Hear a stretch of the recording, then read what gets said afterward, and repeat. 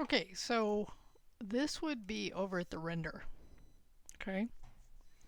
And what we'd need to do over in the edit, right, is add food water value equaled object water comp points, because the points in this case,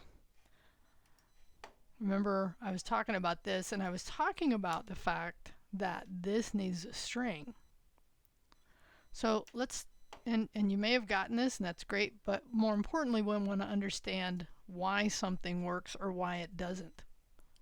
Okay, so I'm going to bring back, I'm not sure why my console left me. Let's put it here. Oh, not there. Okay.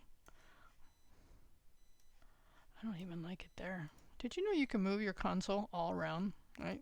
So if I wanted it here, I should be able to show the drawer. That's what I want. Okay, so here's what I want to show you, right? So right now what I have is I have the form filled out. I've added a line to the event listener that says form water value, right? Because form water value, this value right now, we know because it is not, right? It is, well, actually it's 1 because I've already clicked it, but actually let me let that go ahead and run, okay?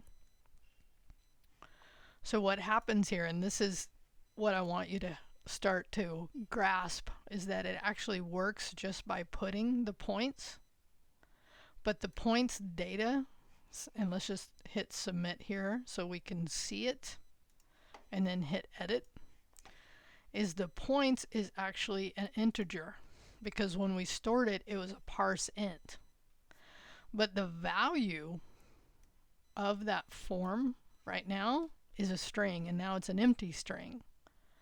So how in the world can JavaScript take this integer and then say equal, set it equal, set the form value equal to that integer when it's expecting a string? And that's called coercion. It coerces it. It's crazy. Which is one of the reasons people just JavaScript drives them nuts. So again, if I look at this value here, right, and if I wanted to say equals 1, let me make this bigger so you see this, because we're going to actually make it more explicit. And then I come back and I say show me the value. It's now a string, because what JavaScript says is, oh, this needs actually a string. You're handing me an integer. I'll just convert it for you. I'll do coercion. I'll coerce it into what you want. But rather than to have JavaScript do that for us, we can do something, and some of you may have found this, called, and it's a very common, it's called toString. Okay, so we can convert it. We can say the toString, so we can take, now this is an interesting example, we can just call toString on whatever it is we want to convert. Okay, so in here they're calling it name dog convert toString. Okay, now you can do this with numbers, and that's typically the way you do it, is you convert, you're converting to primitive values. Okay,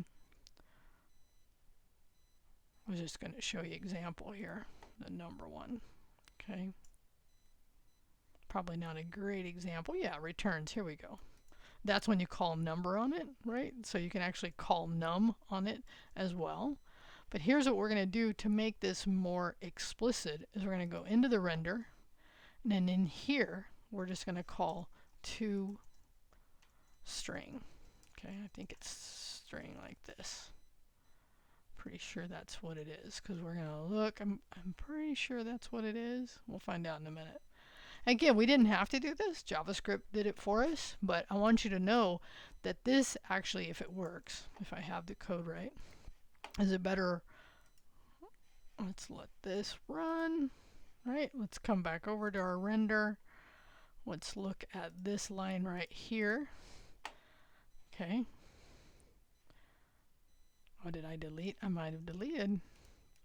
I did that accidentally.